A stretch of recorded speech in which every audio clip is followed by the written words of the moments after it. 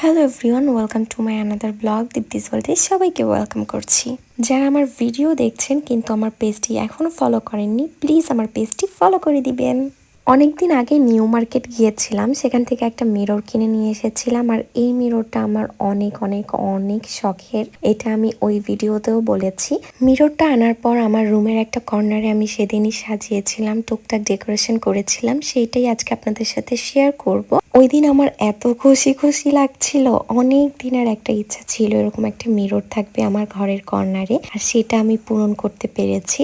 তো সব মিলে আমার অনেক ভালো লাগছিল। আহামরি কোনো কিছু করিনি, আর্টিফিশিয়াল এই পাতাগুলো আগেরই কিনা ছিল, এটা উপর দিয়ে সাজিয়েছি। আর এই ল্যাম্পটা আমার আগের ছিল কর্নারে রাখাতে, এটা আরো সুন্দর লাগছিল। পরের দিন সকালে আমার একটা পার্সেল আসে, আর এইটাতে আমার আর একটা শখের জিনিস ছিল। আমি অনেক দিন ধরে ভাবছিলাম এটা অর্ডার করব, অবশেষে আমি অর্ডার করতে পেরেছি।